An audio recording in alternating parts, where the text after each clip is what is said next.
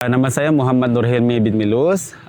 Saya seorang aktivis NGO belia ataupun lebih fokus lagi dalam Majlis Belia Sabah. Saya merupakan alumni Fellow Keadilan batch yang pertama.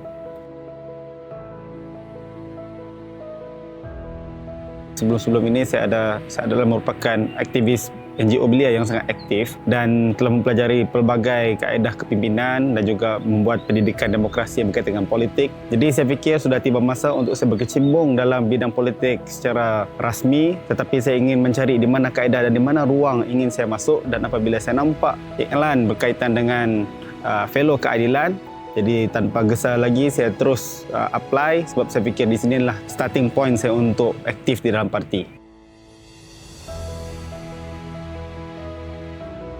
Dia kalau momen ni, saya ada dua momen lah. Pertama, semasa kami mula dan terpilih dalam Fellow Keadilan, kami mulakan kelas yang pertama, kelas yang kedua, dan masuk kepada minggu depan dia saya tak ada. Sebab apa? Sebab saya baru dalam pembedahan, ada minor surgery, dan saya menghadapi kelas secara online. Daripada Wat ikut kelas secara online, dan saya fikir itu satu kesungguhan saya lah dalam mengikuti kelas dalam Fellow Keadilan. Tapi momen yang berkesan adalah momen bersama dengan kawan-kawan, bersama dengan rakan-rakan Fellow Keadilan yang lain yang mempunyai pelbagai latar belakang, pelbagai negeri yang berbeza, latar yang berbeza, tetapi kami belajar berkaitan dengan parti, berkaitan dengan sejarah parti, sejarah perjuangan parti, dan direct fresh daripada pejuang-pejuang keadilan daripada dahululah, bagaimana bermula daripada reformasi sehinggalah kerajaan Madani.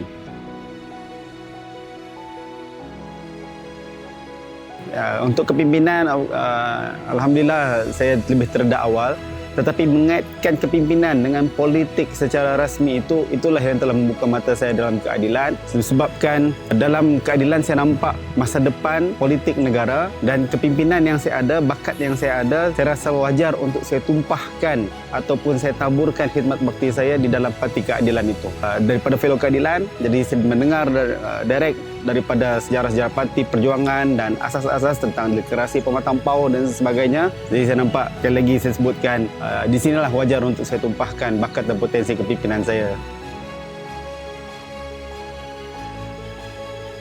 Untuk sebelum dan selepas, sebelum saya menyertai Fellow Keadilan, mungkin saya berminat dengan parti dan of course Parti Keadilan, tetapi keterlibatan saya itu masih lagi di belakang-belakang, di belakang tabir ataupun memberikan kesokongan daripada luar. Tapi dengan mengikuti Fellow Keadilan, barulah kawan-kawan saya yang lain tahu bahawa Hilmi adalah seorang Fellow Keadilan, so of course dia adalah pemimpin masa depan yang boleh diangkat dalam Parti Keadilan dan khususnya di negeri Sabah.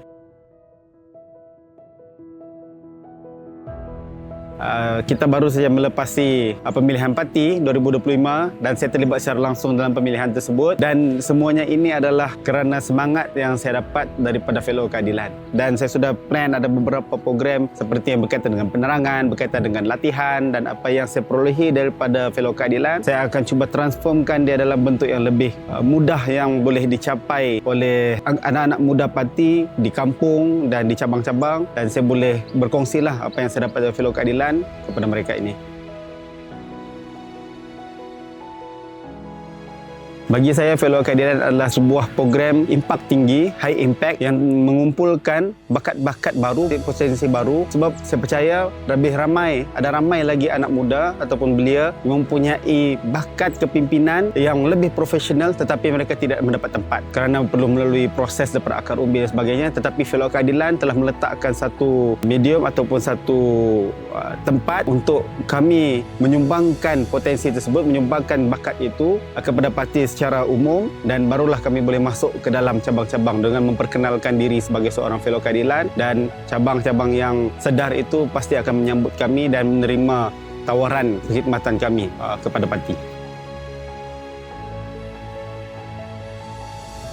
Kepada YB Nik Nazmi, harapan saya adalah teruskan merangka program-program impak tinggi dalam parti yang lebih membina minda, sebab minda itu adalah the best asset yang dipunyai oleh seorang individu, apatah lagi dia anak muda, dan inilah yang perlu kita asah daripada minda itu turun kepada tindakan dia, dan tindakan lebih profesional dan membawa satu transformasi kepimpinan untuk keadilan di masa hadapan. Bermula daripada anak muda, iaitu daripada batch fellow keadilan, dan juga program-program yang lain yang mungkin YB sendiri ada idea-idea yang lain lagi lah yang lebih bombastik ataupun yang lebih efisien.